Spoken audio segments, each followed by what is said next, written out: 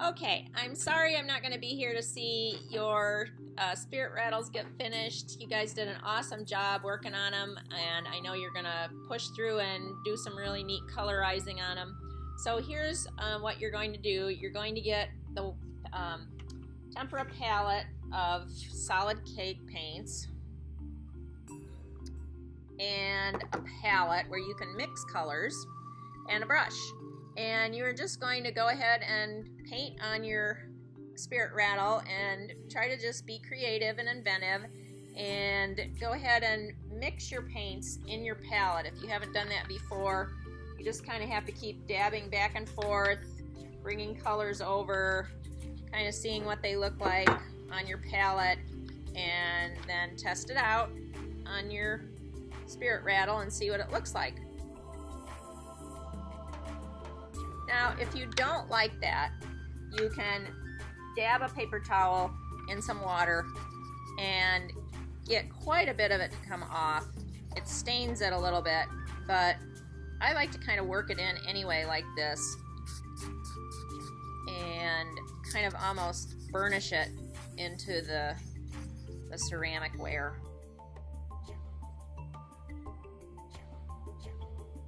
So see, you can layer colors like that. I'm gonna try, maybe I'll try a brown over top of it and see what that looks like. Kind of dab that off.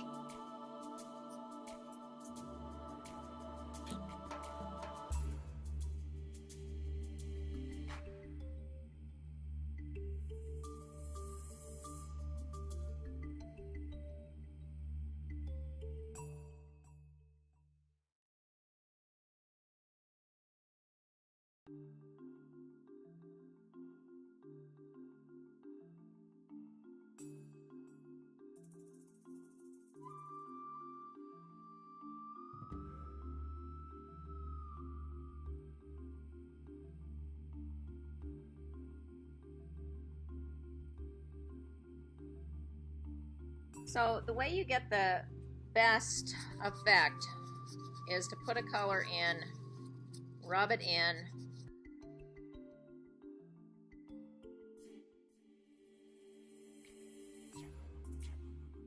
and then put another color on top of it. Because otherwise it's just going to be a flat color. But if you blend colors and experiment with overlapping colors or overlaying colors, then you can get some pretty cool effects, and it'll have much more depth.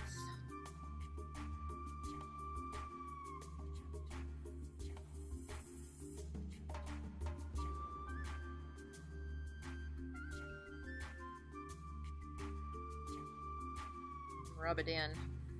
See, the cracks and the creases of the ceramic show up much better when you've got a couple of colors and you take the time to rub it in, overlay colors. It's much more interesting than just a flat area with one flat color on it.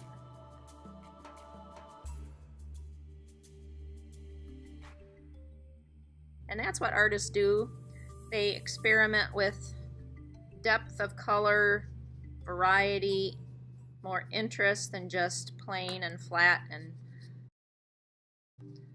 so see, I think that looks much more realistic and maybe like it was a real spirit rattle. In the cracks and the areas that you've carved out, I suggest you take a darker color and try to kind of shove it back in there with the brush and really get it to go back into those cracks. That will make those designs that you've carved in there stand out a little more. And then you can go and take some of that brown off of it if you don't like it, and maybe maybe highlight it.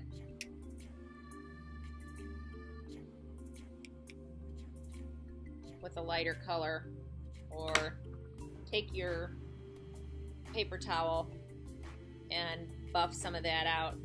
Be careful, because those areas where you didn't get all of the clay off, you know, the little nubs of clay I call them, are very sharp. So see, they can kind of sometimes break them off with your fingernail, but then go back over and stain those so they look like they've been painted. All right, I wish I could be here to see all the finished products, but maybe Mrs. Hubbard can take a picture and send it to me. I really enjoyed being your student teacher, 6th graders, and good luck next year at middle school. I hope that you keep on enjoying art and doing more and more, learning more and more different art mediums and techniques, and don't be afraid to try new things. You know, everybody has failures. We learn a lot from our failures, so good luck, and hope you remember me, that I was an old student teacher for you and that I just never stopped learning and growing. So I've enjoyed it, and have a great summer. Bye.